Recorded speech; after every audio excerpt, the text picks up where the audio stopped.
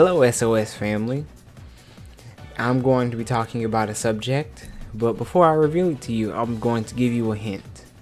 Can you guess what I'm going to be talking about from this? F is for friends who do stuff together. U is for you and me. Yep, friendship. We're going to be talking about friendship today. So let me give you a background on who I am. My name is Keith. I started playing video games when I was maybe 7 years old. I want to say the first console that I have ever owned was a Sega Genesis. Yes, Sega Genesis. And I used to play Sonic the Hedgehog 2 with my little brother. Since then, video games became a part of my life, a heavy part of my life. As a matter of fact, they were my language. And if you wanted to talk to me, if you wanted to be my friend, you had to talk to me through my language of video games. Things like Yu-Gi-Oh! It's time to duel! Halo, Kingdom Hearts. The world's made of light and darkness. You can't have one without the other. I don't care who this organization is or what it's planning. There's nothing to worry about, right? Grand Theft Auto.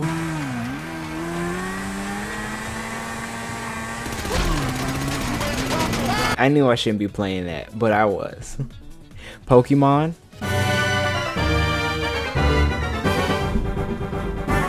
Beyblade. 2, 1, go. Bakugan.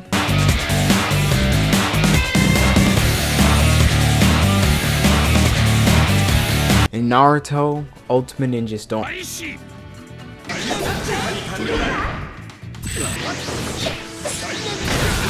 So all these things that I used to play were what I thought were fun. And so when I met somebody who wanted to be my friend, or I wanted to be their friend, I would go through these avenues to be able to connect with them. Games were what I used as a conduit to, get to know somebody. So I had been devoted to the video game activity instead of finding out about that person. I just needed to see, what Pokemon is your main? How do you stack your team? Have you beat the Elite Four yet? I carry around my Yu-Gi-Oh card deck with me, and if somebody had some Yu-Gi-Oh cards, we'd see what the other person has. We would duel. If they didn't know the rules, if they didn't know you're supposed to start out with 4,000 life points, not 8,000 life points. If they had too many jars of greed. If you had more than 10 traps, 10 spells, and 20 monster cards, you were cheating. This is how I communicate with people. So I use all those things as a conduit to make friends. Well, that didn't stop when I met my lifetime best friend, Dante. Same thing applied. Dante had Yu-Gi-Oh cards. Dante had Naruto. He had Halo. As a matter of fact, he's the one who got me hooked on Halo Reach. Halo Reach is one of my all-time favorite Halo games because of my experiences playing with Dante. All of those experiences that I had with Dante made him in my head as that is my best friend. That is my best friend. But something I did not realize until I matured is that it wasn't the video games that made Dante fun. No, Dante made the video games fun. I'm gonna tell y'all the story, and I hope I can find the pictures to be able to show you this, show you how young we were. But back when I was in, I want to say I was in middle school. So we are hanging out, and his mom, Miss Jenkins, says that she needed some help at a house. The yard guy didn't come through, so she was going to hire me and Dante to get the yard done. I hate yard work. Back then, I believed I was allergic to grass and trees. It was just one of my excuses to get out of yard work. After getting rid of my excuses and then hearing that money was involved, I went with him. So we are outside in this disgusting backyard. The backyard wasn't even that bad. It's just how I remember it. Leaves are everywhere. Imagine where mosquitoes were invented, and that's where we were. So we're back there and we're raking this place up. We didn't have any gloves. We just had the rakes in our hands. So as we're raking, we're getting calluses on our hands from raking. And this wasn't a country place, so we couldn't just rake all the leaves into a pile and burn them. No, we had to rake them into a pile, pick them up with our bare hands, and bag them. And once we bag them, we have to take them to the curb. I hated it. I hated being outside. I hated the extended period of time that I was outside. I hate getting bit by mosquitoes. But I don't look back at that memory hating it. As a matter of fact, when I think about it, I think about all the jokes that we cracked. I think about how fun it was to be there with Dante. And we had to work, sure. Yes, we were being bit up by mosquitoes. Yes, that's true. But he made the experience so much fun that it was like I was being paid to have fun with my best friend. We didn't get to play video games that day, but I did get to hang out with my best friend, and it was a blessing. What's the purpose of me sharing? I'm sharing this to tell you that while you think it's the activity that's fun, it's actually the person you're hanging with that's fun. Dante being my best friend, we could do anything and it would be fun. It didn't matter what it was. It's just us being together is what made it fun. I'm sure you all have friends like that.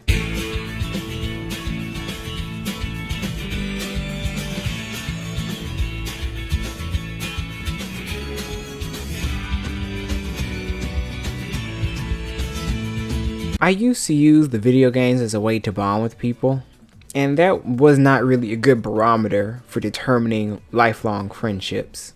As a matter of fact, most of my friends are gone.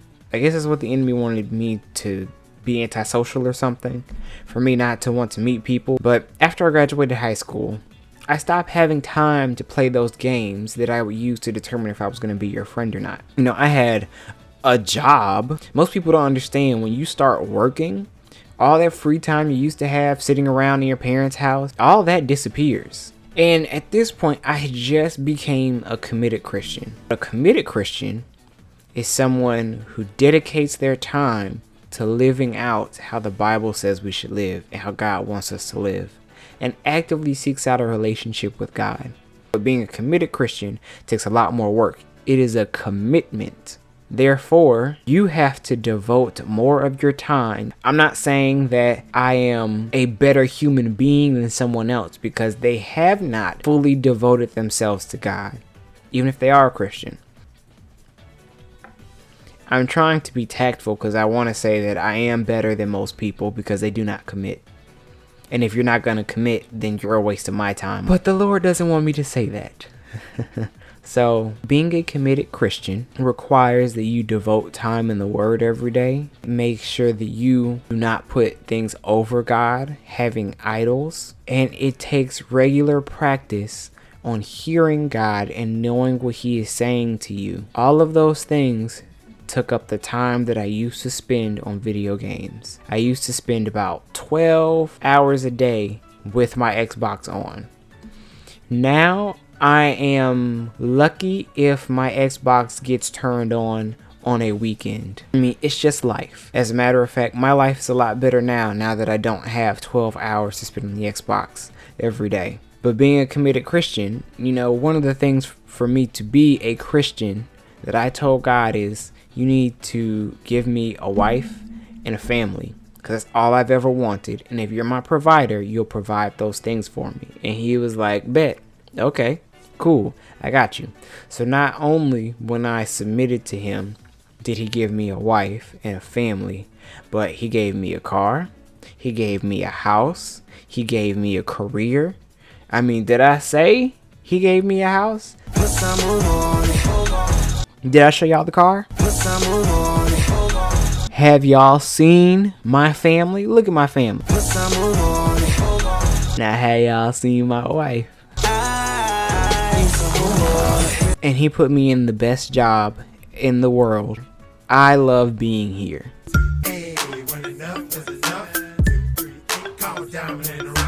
The Lord told me to put down my idols. The Xbox, Pokemon, One Piece, Naruto, those were my idols. I worshiped them and I put them over God.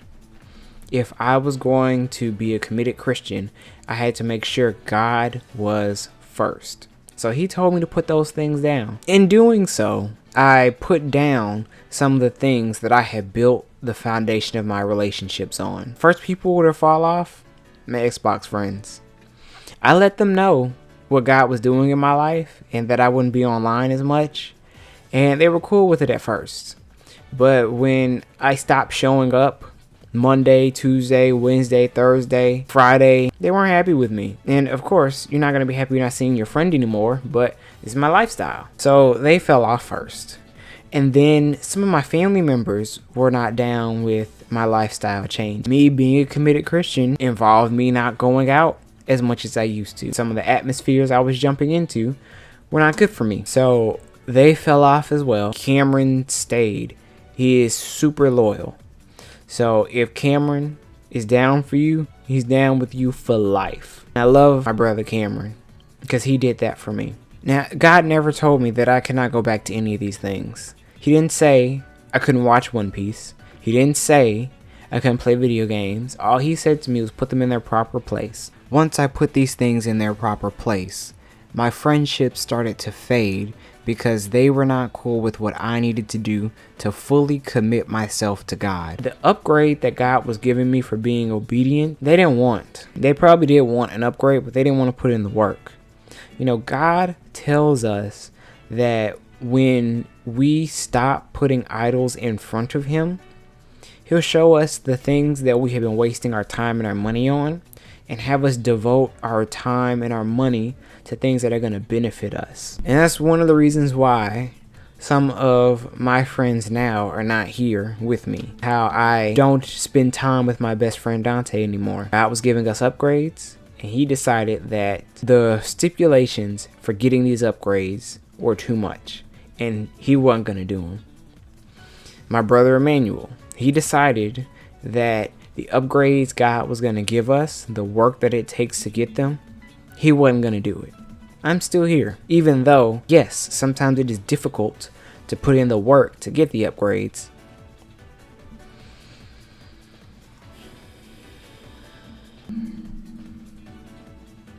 God, I appreciate you taking my heart and protecting it, keeping me from being stagnant. I will be emotional. I can be upset, but I will not let it stop me. I'm going to continue my teaching. Like I said, my friends, my family members, they didn't want to put the work in to get the upgrade. And what I'm telling you is that it applies to everyone in your life. When you become a committed Christian, when you start doing the things God asked you to do and putting your house in order, getting rid of your idols, making sure God is first, your friends may be down with you. And I want your friends to be down with you. I want your friends to make the same lifestyle changes you are. But a lot of times they don't. When you put down the activity that sustained the relationship in the first place, they leave. It sucks. Because when you feel like you have a solid friendship, that you have a friend that will go through anything with you, and you find out that because you're not clubbing with them, because you put down smoking weed, that they're not going to be your friend anymore. They're going to start avoiding you. They're not going to respond to your text messages. They're going to start calling you Bible thumper on social media. It hurts. It freaking hurts. It hurts that they're not there. It hurts that a part of your heart is ripped out and they're avoiding you now. If they decided that their relationship with you was not worth putting down what God asked you to put in its proper place. When you thought you were fighting the same thing, but your friend turns on you because now you're against the thing that they love.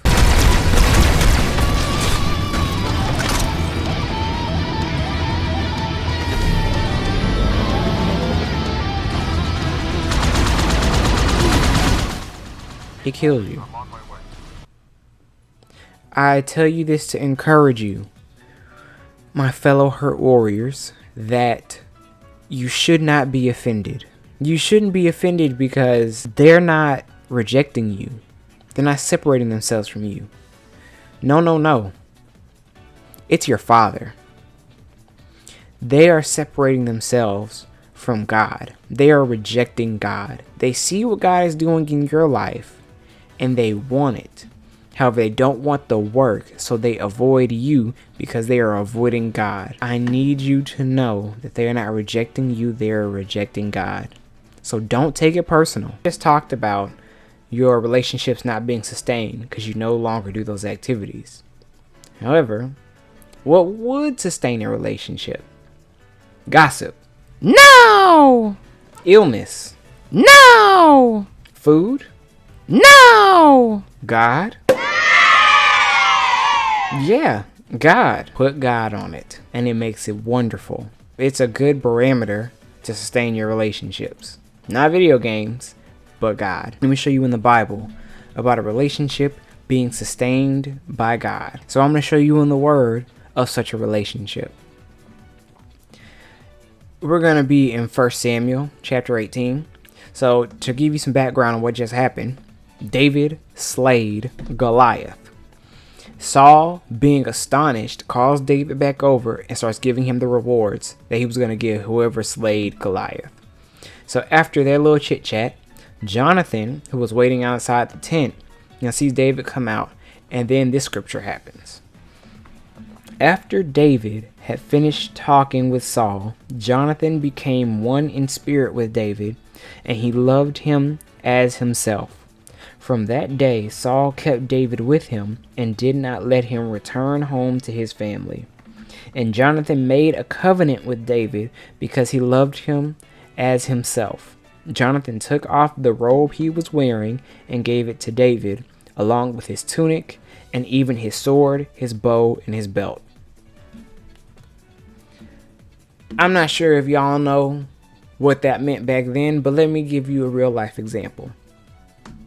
Hey, I love you so much, and we're the coolest of friends that I'm going to give you all of my debit cards. You can have my Netflix, my Hulu, my Amazon account.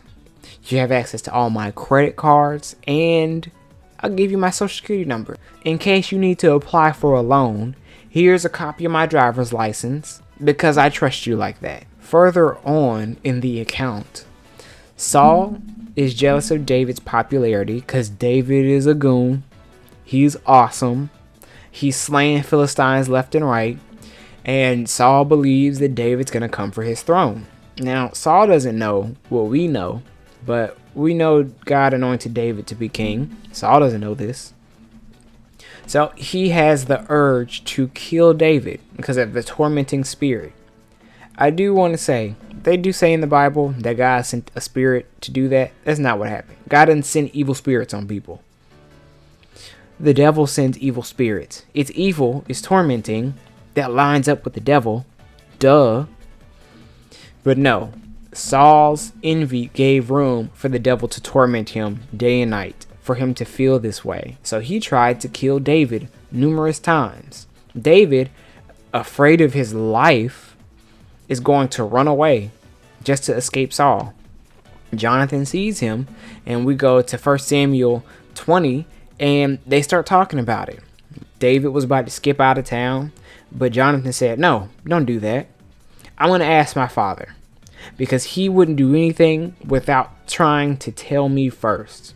So you stay here, hide, don't come to the feast, and I'm going to see if my dad's been trying to kill you. So he does. He goes there to the feast.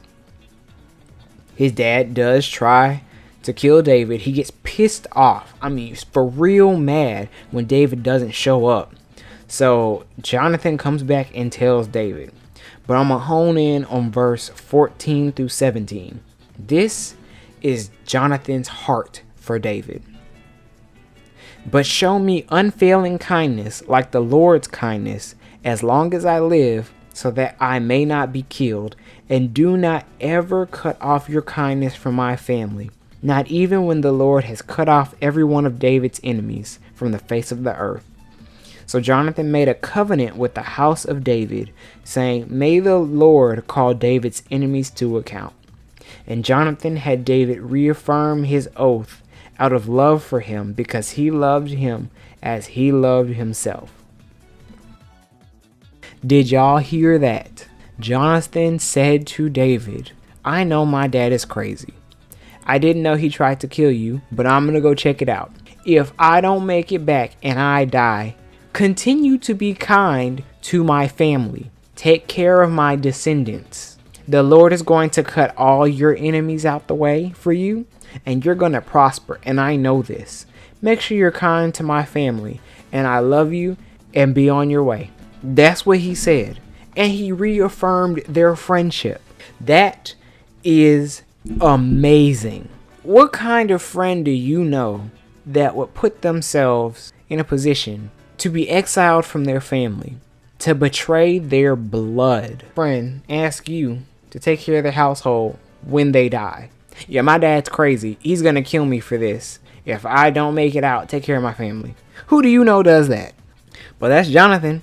Jonathan and David. Jonathan's life was in danger, but he reflected God's character to David in that moment. Let me tell you, God's character, he is a protector. He is a defender.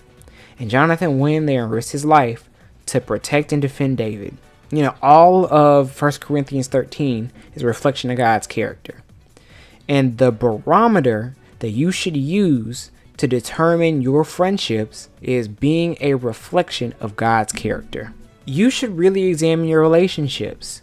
Take your relationship, the Bible, and a notebook, and see, am I reflecting all these characteristics to my friend? And then grade yourself accordingly, and then see if they're doing the same thing with you.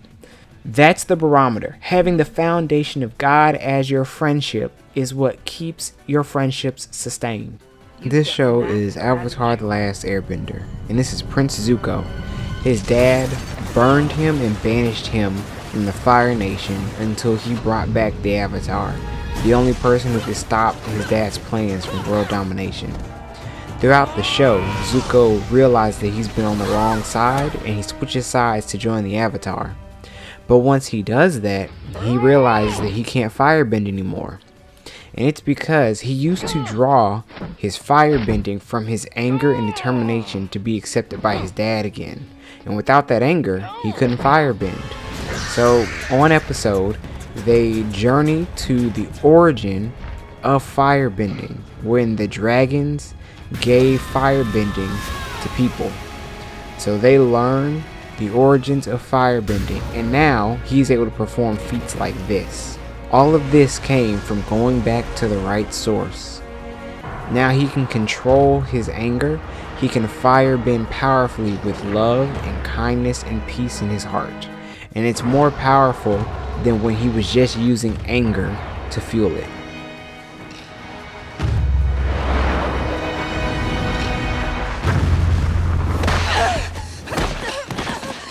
Right now, I'm showing you me playing with my best friend.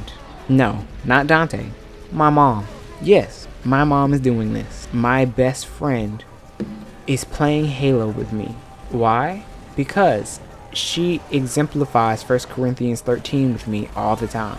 And I with her. She is loving, she is kind, she is a defender, she is a protector. But also, she loves laughing with me. She loves spending time with me, hanging out. We have a strong, tight-knit friendship that no one is going to get in the way of. No one's going to break up our friendship, because our foundation, the reason why we're friends, is because of God. God being our foundation makes us inseparable. That's why people are jealous. That's why people are envious. That's why people are mad that a mom can hang out and be best friends with her child, and children don't have a place. You need to treat them like they're children.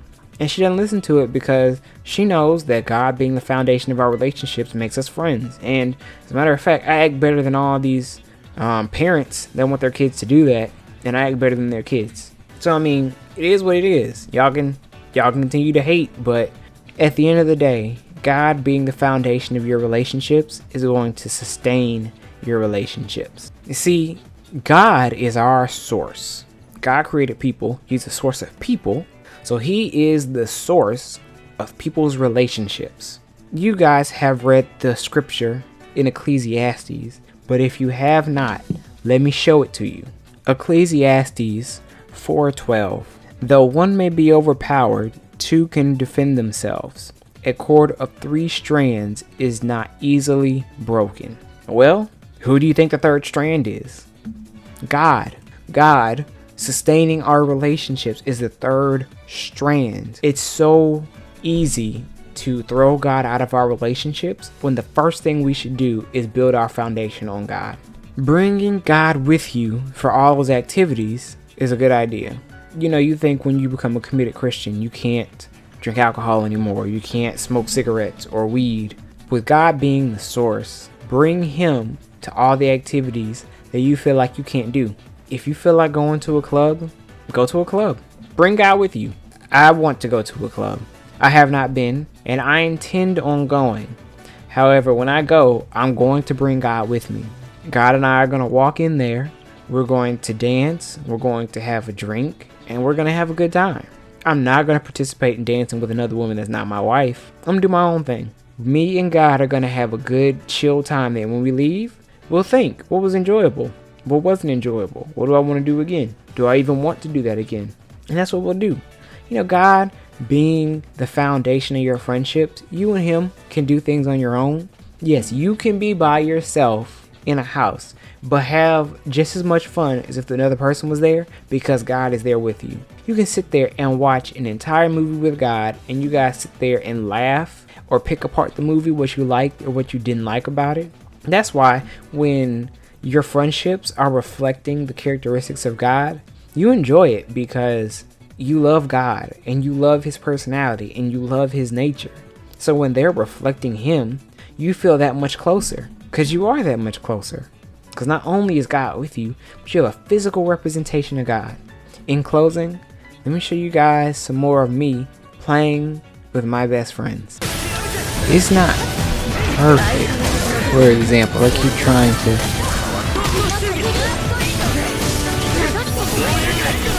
just getting milk for touching others. Just wow.